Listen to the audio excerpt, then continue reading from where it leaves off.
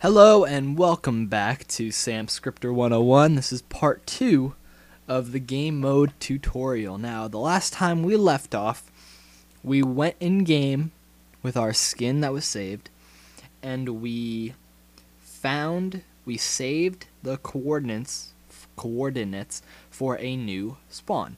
So now we're going to go grab those coordinates and we're going to put them back into our script as the new spawn point. Now, this is actually very, very simple. So let's just close that. We don't need that right now. Okay. So, to find the coordinates, they will always be saved in your San Andreas user files. So we're going to go to My Documents, GTA San Andreas user files. We're going to go to SAMP, and we're going to go to Saved Positions.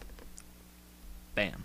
And believe it or not, as you see it commented out, when you put 2 slashes, that means comment in code, and that doesn't mean any kind of script. It means player spawn 1 because that's what we typed in. But get this, it gave us the exact code that we need to put in. Remember, add player class, it gave us the model, it gave us the coordinates, and it gave us there were no guns, but the gun stuff. So we're going to copy this. We're going to go into that game mode that we made. Oh yeah, it's not in here. It's in wherever folder that this all was. Go to Game Modes.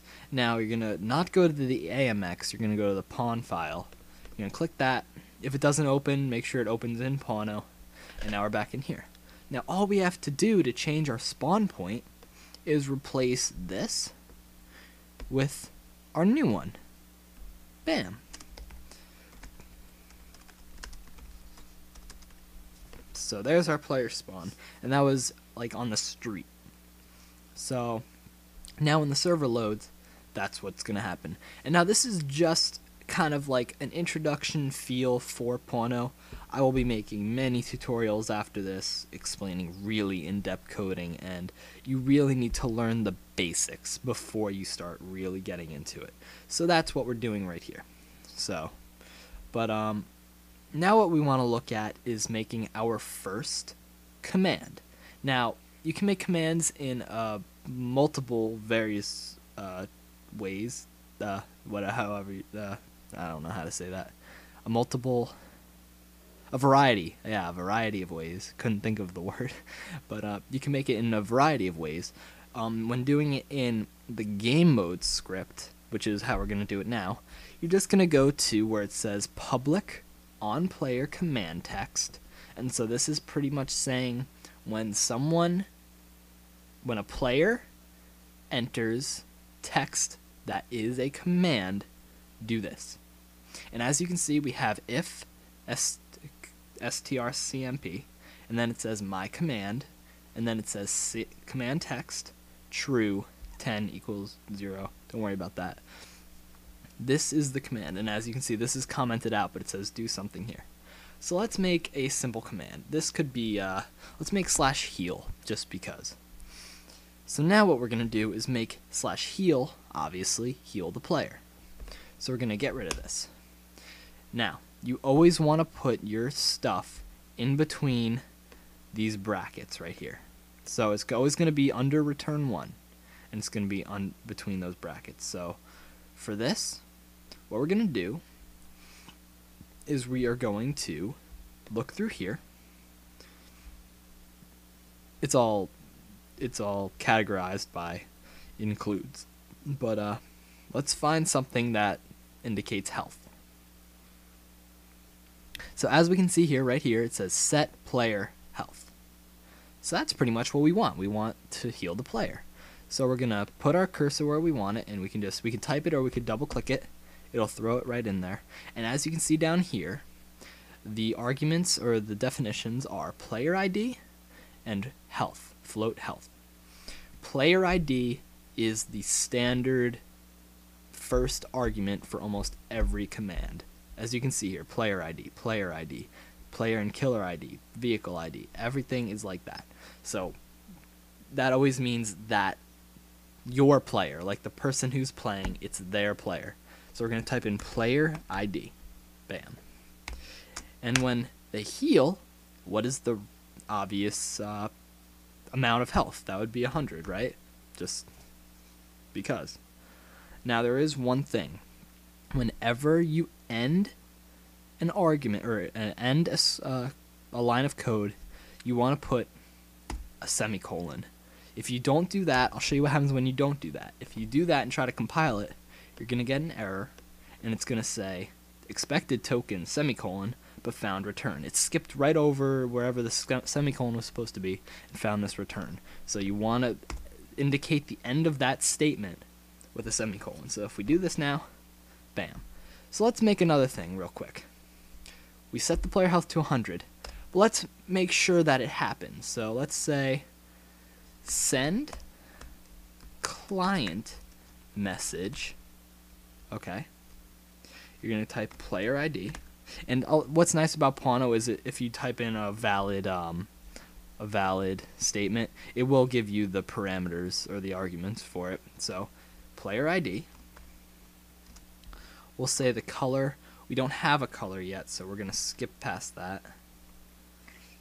And actually, I don't really feel comfortable skipping past that. I'll talk about that in a minute. I'll just make that red and I'll do it. Constant message. We're going to hit quotes. You have been... whoopsie. My bad, I put it in the wrong thing. You have been healed. End quotes. End parentheses and semicolon. Now the problem with putting red, and this goes for all colors, is that there are no statements in this script that define the color red. So if I put in red right now, it's going to say error, undefined symbol red. It's basically saying, I don't know what red is. I don't know what that color is. So the way we're going to do this is to get color defines. And this can be really simple for some people, and this can be really complicated. So we're just going to look up SAMP color defines. Fine. You should just go to the SAMP forums, easy.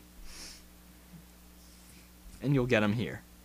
Now this is a lot of colors, so we're just going to take it. It's a good amount of colors. We can work with it. Perfect. Gonna copy. And now listen. This is where you got to be careful. You need to put it outside of any code. Best place to put it would be up by your include. So just paste it all there. Actually,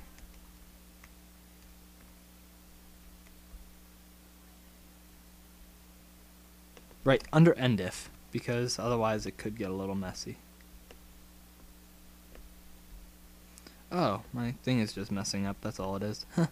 But yeah, under end if, and then it defines everything. So now if I hit compile, what's it going to tell me?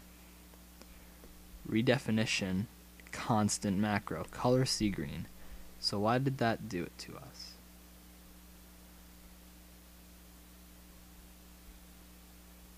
Yeah, we'll take that one out. Maybe that one just wasn't good. Error again. Undefined symbol red. And the reason it's still saying undefined symbol red is because if you look up here, the define isn't red, it's color red. So that means that down here, sorry if I'm moving a little fast. If you do need help, please make a comment below, and I will gladly either reply in the comment or even make another video explaining this more in depth. But since that was color red, we're going to type in color underscore, because that's what it was, red. And that's indicating that when this text comes up, it's going to be red. So now if we compile, bam, no errors, perfect. So there we go. Make sure that the return 1 is always there and the return 0 is ending that. So let's see if this works. So we compiled it. It's good. We're going to exit out. We're going to start up our server. Remember, the server config is already the same. Should start up perfectly. Bam. We're going to open up our SAMP debug. I really do recommend putting a little thing where your code is just because it's helpful. Going to connect to our local host. One moment. Wait for it to load. And also, remember, we put a new spawn point, so we should spawn where we put that. So let's find out if we did. Look at that. Perfect. We spawned on the road where we put that spawn point. So now, let's jump off a building. I'll skip forward and find a building, jump off of it, and then show you the heal command. So, be right back. It's alright, so the time has been 12 minutes. I have to end this here, sorry. But the next tutorial will talk about adding a few more commands and also a few other little things I want to throw in there for game mode. But stay tuned for that, and thanks a lot, guys. Peace.